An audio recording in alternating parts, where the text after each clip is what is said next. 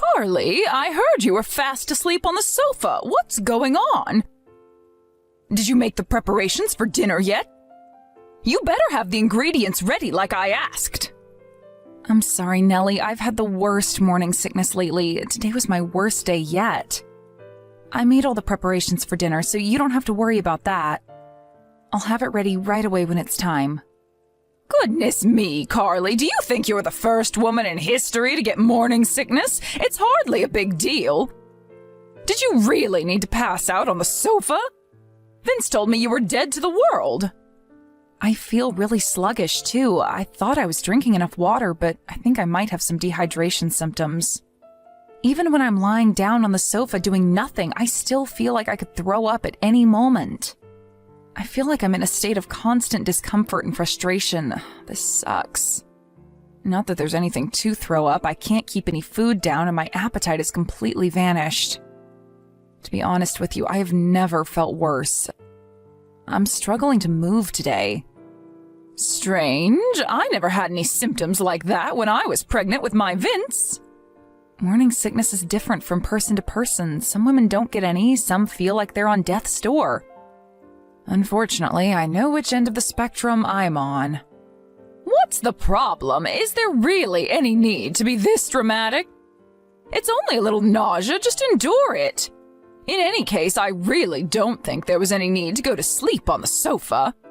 I hope you don't mind me saying this, dearie, but I don't think you expect enough of yourself sometimes, or how to put this?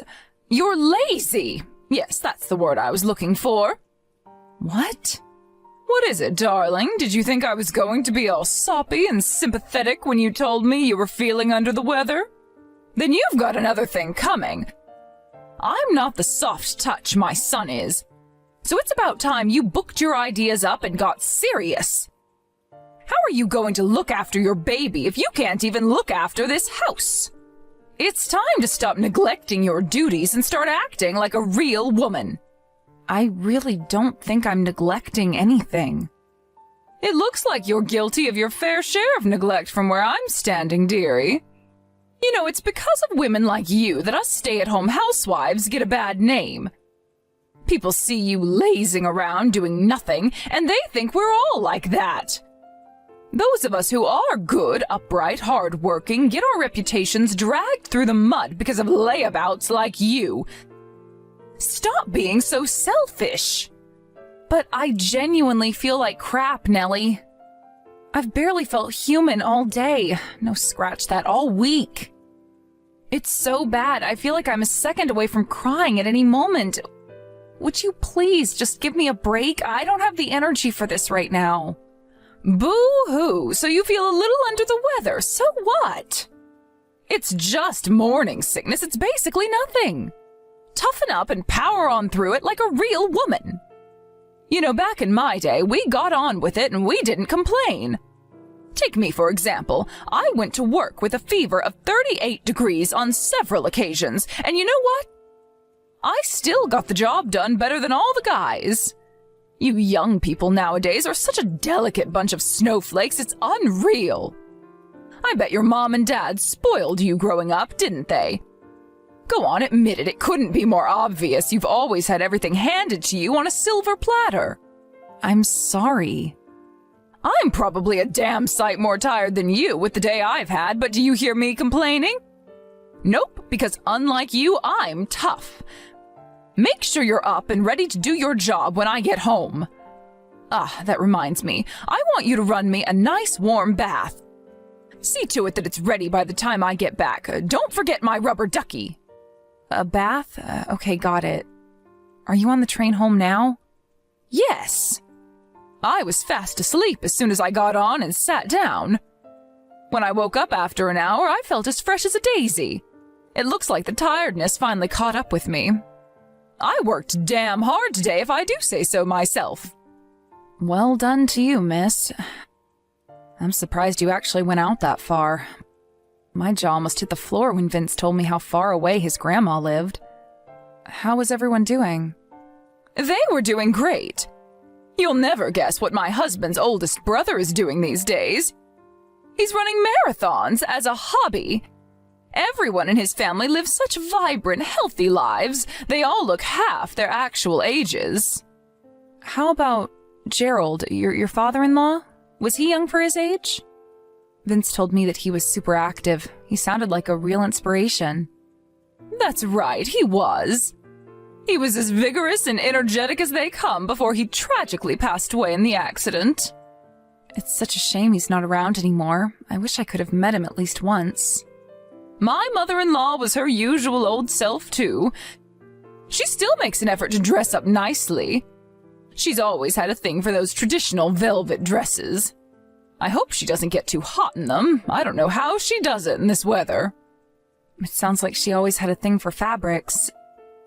Didn't you tell me she worked as a sewing teacher when she was younger? That's right. One thing's for sure. I wouldn't want her teaching me. She's the strictest woman I've ever met. She had a face full of makeup on today, dolled up to the nines. I could have mistaken her for someone about 20 years younger, I tell you. I think Mildred looks incredible in those velvet dresses of hers. I've always admired her tasteful elegance and feminine charm.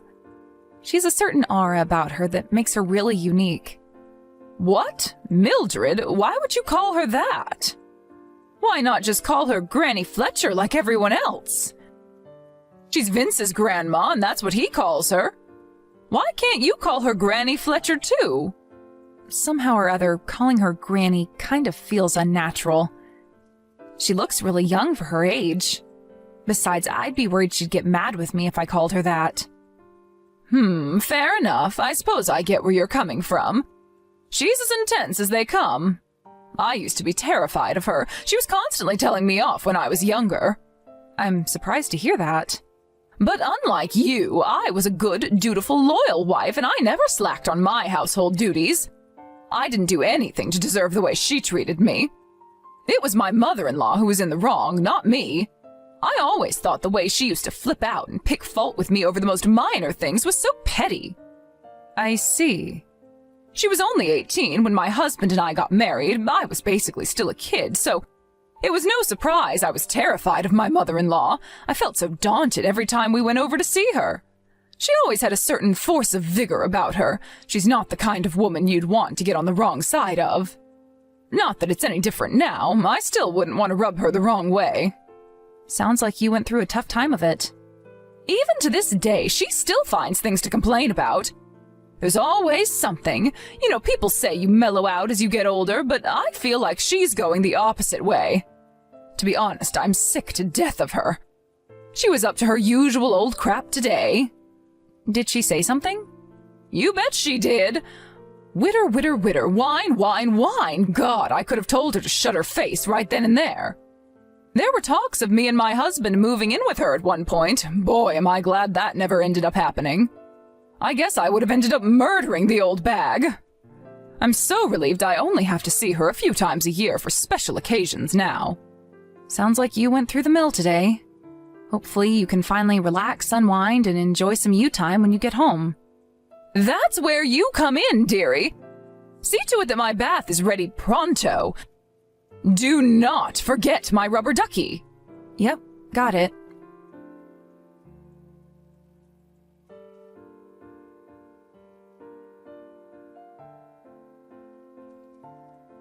Nellie, I can't believe you poured water over me like that. Why would you do something so horrible? Because I got home to find none of the housework done, and you fast asleep on the living room sofa, you darn heckin' slacker. How could I not lose my temper seeing you laid out there like a sloth? But I thought you said you wouldn't be home until the evening today. My plans changed. I had no idea you were going to show up. I'm sorry. Oh, I get it. So you think you get to neglect your duties just because I'm not around? I am sick and tired of your behavior, young lady. It's disgraceful that you'd rather spend your time sleeping than dropping me off and picking me up from my social events. Do you really think it's fair to make me use public transport at my age? Is this all one big joke to you? Is that it? Are you mocking me? No, it's not like that at all. I just couldn't get any sleep last night because I felt so sick. I was planning on getting around to the housework as soon as I'd had some rest, I swear. There we go with the morning sickness excuse again. Anyone would think you were laid up in a hospital bed with 2 weeks to live. Stop making excuses and accept reality for your disgraceful behavior, woman. But I genuinely feel awful. Maybe so, but you're still capable of moving. Ultimately, this comes down to a problem of attitude and a lack of commitment. The next time I catch you slacking on the housework, you'll be getting more than just a bucket of cold water poured over you. Oh my God. Please, won't you at least try to understand my circumstances? You're in no position to make requests of me, you lazy little cretin. I'm sorry, but I just don't see how you think pouring a bucket of cold water over me is justified or what it achieves. The sofa and carpet are soaking wet though now. Well, you better see to it that they get properly dried off then. On my own? Of course on your own, you insolent procrastinator. None of this would have happened if you weren't slacking on the housework in the first place. I'm going shopping. You better have this house sparkling clean by the time I get back. I mean it. Obviously, I don't just mean the living room either. I want the whole house from top to bottom, so clean I could eat my dinner off of it. The whole house? Use your brain, dearie. The floor's wet. This is your golden opportunity to scrub every square inch of carpet in the house. Why not try not being a useless sack of shit for once in your worthless life, you sluggish, slouching slacker?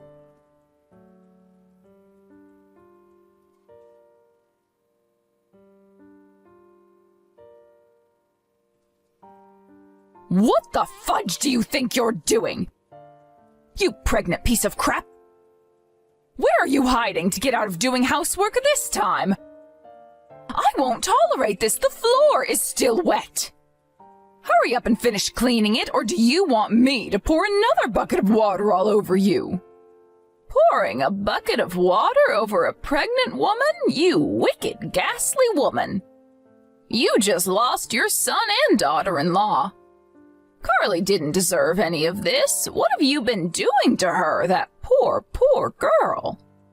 To think her and Vince agreed to move in with you to help out. Now you're not as mobile as you used to be, and this is how you repay them? Excuse me, who am I talking to? What are you talking about? I'm not Carly. Huh? Well, who the hell are you then? Oh, I think you know me, darling. You see, you were at my house not too long ago. It's me, Mildred. Mildred? Thank you for visiting last month. We always appreciate you making the effort to travel such a long way. How are you messaging me from Carly's phone? Is my phone broken? Should I ring my data provider? This is definitely her number. I was just talking to her earlier today. I'm with Carly at the moment. You're despicable. Is it true you poured a bucket of water over her while she was trying to sleep off her morning sickness? I just couldn't stay quiet on the sidelines and watch when I heard how horribly you've been treating her. No way, like I'd ever do that. It was just a prank, just a harmless little prank, that's all. A prank? You call that a prank? Is that the kind of prank you pull on a heavily pregnant, sleep-deprived woman suffering from severe morning sickness? But she was slacking on the housework. She was fast asleep on the sofa when the house was a mess. On what planet is that acceptable behavior? I'm well within my rights to be mad with her for lazing around when there's so much to do. I completely understand how Carly feels. I suffered with awful morning sickness myself when I was pregnant with my first. My mother-in-law was the kindest, most lovely woman you could ever hope to meet. So she was more than happy to let me rest, but it still wasn't pleasant. Unfortunately for Carly, her mother-in-law is an ignorant, uneducated moron and a control freak of the highest order. You never told me you suffered with morning sickness. This is the first I've heard of it. I hardly see any need to go announcing it to the world. You know, Nellie, morning sickness can be truly horrible. Constantly feeling like you could throw up at any moment is not a pleasant experience. Mildred, can I ask you something? Why are you with Carly? We spoke at dinner time today. I gave her a call because I wanted to hear her voice and find out how she was doing. I could tell as soon as she said hello that she wasn't her usual self. The desperation in her voice may as well have been a cry for help. When I asked her what was wrong, she burst into tears. There was obviously no way I was ever going to put the phone down without finding out what had her so stressed out, so I kept asking until, eventually, she told me you were bullying her. Bullying? Oh, that's crazy talk. I'd never bully a fly. Don't play dumb with me. What you've been doing to her is bullying, plain and simple. She told me everything. I was so livid that before I knew it, I was on the first train to her house. Carly came to meet me at the station. You didn't have to do that. Anyway, since when were you two even in contact? How did you get her number? You're right, she was the only member of the family who I wasn't in direct contact with. It still hasn't been that long since her and my grandson got married, after all. I got her number from Vince. My son? He had no idea about your vicious bullying campaign against his wife. She told me she kept him in the dark about it because she didn't want him to worry about her. She's such a sweet, selfless girl. The more I get to know her, the more I want to protect her from you. Mildred, please. Will you pass her the phone, please? I suppose. You better not say anything mean to her, though. I mean it. I want you on your best behavior. I won't, I promise. It's Carly. Carly? What are you doing? You didn't have to go blabbing to my mother-in-law about our private business. Do you know how much trouble you've caused her? I do feel kind of guilty. I had no idea she'd come to the house. Granny Fletcher's one of the kindest people I've ever met. Wait, what? Why are you calling her Granny Fletcher all of a sudden? Oh, I get it. You're cozying up to her so you can paint me as the villain, aren't you? Damn you, girl, I can read you like a book. Nope. She said that's what she wanted me to call her. I'm not trying to cozy up to her at all. I can't take this nonsense anymore. Just make damn sure you don't cause her any more trouble than you already have. Do not forget your position in this family, young lady. You're just some cheap floozy who was lucky enough to marry my son. Don't be getting ideas above your station. That's funny. Granny Fletcher said she thinks of me as her own granddaughter. No, you're nothing and nobody. You're only one step away from a stranger. That's where you're wrong.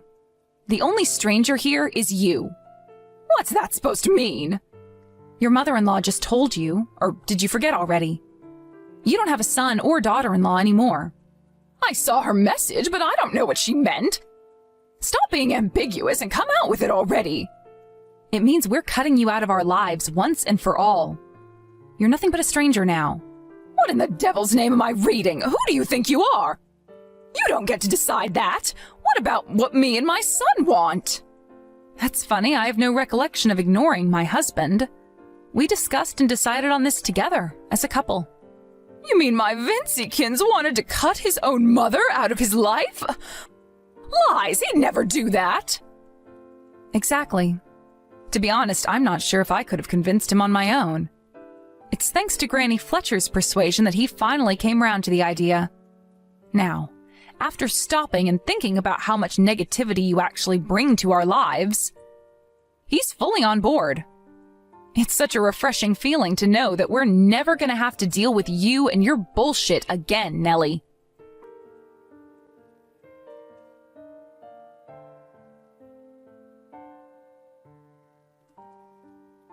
Excuse me, Mildred. Are you still with Carly right now? Yes, she's resting. Are you with Vince, too? Yes, why? He arrived home after finishing work not long ago. You wouldn't have happened to have said anything to him, would you? Did you tell him he should cut me out of his life? I never told him he should do anything. What? So why is this happening? All I did was tell him to take good care of his wife. I told him that your wife should be the most important person in the whole world to you, and that the vows you take on your wedding day are to be honored for life. I told him that if anyone should ever try to hurt her, you should protect them with every last fiber of your being. Vince just called me.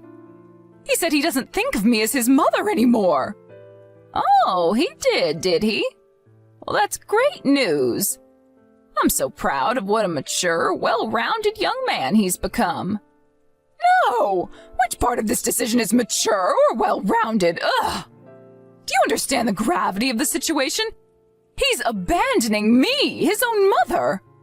He's tossing me in the garbage like I'm a piece of dirt on the bottom of his shoe. You mean he's opposing his own mother to defend his wife's honor? That's one of the most touching things I've ever heard. I think I'm finally seeing Vince in a different light.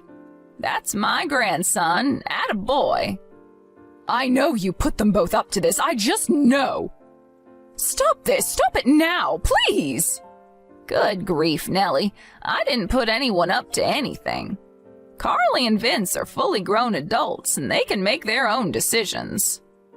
All this old dear did was give her young grandson and his wife a teeny-weeny little bit of advice, that's all. You're the ones who decided to get rid of you, not me. You have to admire their bravery in making such a drastic decision. This is just cruel. How could you do this to me? You accuse me of bullying, but that's what you're doing to me right now. How is it that I'm somehow the one being painted as the bad guy here? Bullying? Ridiculous. Have I done anything directly to you? Just because you didn't do it directly doesn't mean I'm not a victim. You guys are all ganging up on me, and it's not fair. Face facts. No one did anything to you, so drop the victim complex, you pitiful excuse of a human being. The reason neither of them want anything to do with you anymore is because of your horrendous attitude towards your son's wife. Not to mention the fact you put your hands on her. What more reason do they need? You've got some nerve to be playing the victim. This is the most egregious case of daughter-in-law bullying there ever was. Unlike you, Mildred, I only have one child. My husband's gone, and without my Vince, I'm going to be completely alone in the world. How can you do this to me?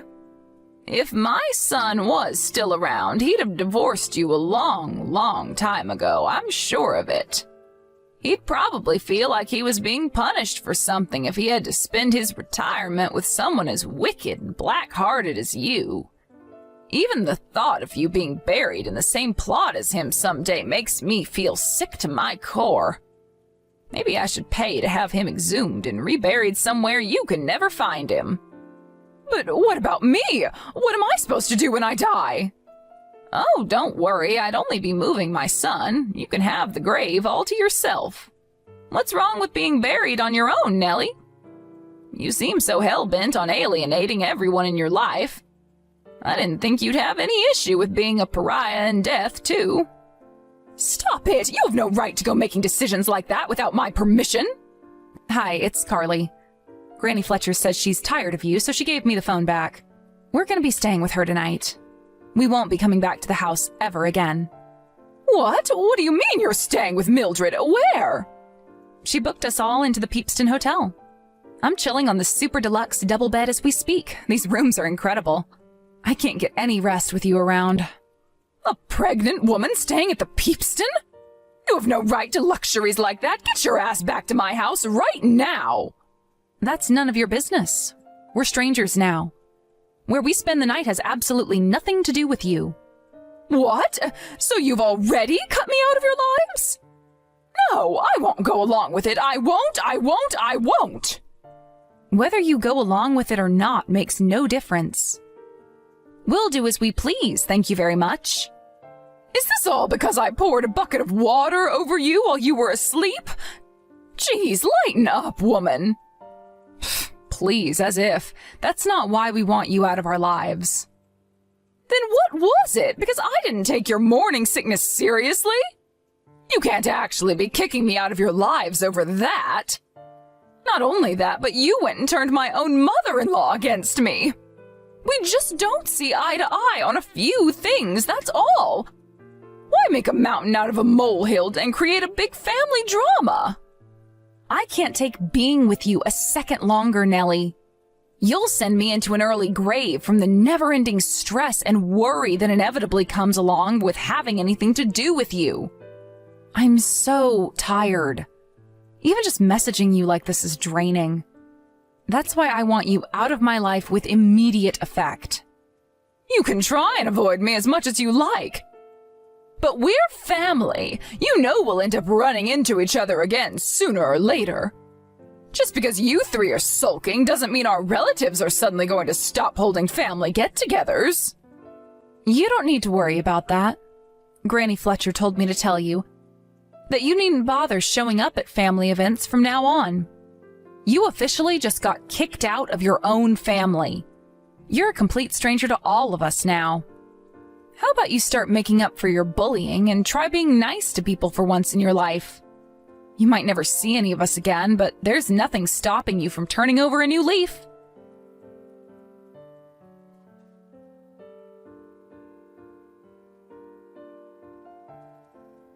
Shortly after severing all connections with my dreadful mother-in-law, who seemed to epitomize the concept of hell on earth, I joyously welcomed the arrival of a beautiful and robust baby boy into this world, bringing an abundance of happiness and contentment to my life. 6 months later, when little Jeremy was finally old enough to cope with traveling long distances, me and Vince started taking the arduous drive out to see Mildred every once in a while. She absolutely adores him, her affection knows no bounds, and she dotes on him more than anyone. As for my ex-mother-in-law, we haven't been anywhere near her since moving out of her house. We don't even see her at family get-togethers anymore because she's the only one who doesn't get invited. She's completely estranged from anyone after Mildred told the entire family what she did, advised them to stop associating with her, and forbade them from inviting her to family events under any circumstances. I heard through the grapevine that she can be found wandering around the neighborhood all on her own at night with a despair-stricken look on her face. Apparently, she aged about 10 years since we broke things off with her, and it was only a year ago. Somehow, even her neighbors found out about her bullying me, earning her the nickname of the Demon Hag locally. Word of her malevolent deeds spread like wildfire, captivating the attention of everyone in the town, leading to countless conversations and discussions revolving around her vile conduct. She's totally alone now. As the days turn into weeks and the weeks into months, her isolation intensifies, deepening the profound sense of loneliness that engulfs her very being, leaving her to navigate the vast expanse of solitude without a glimmer of hope for any meaningful human connection. I just hope I never run into her again.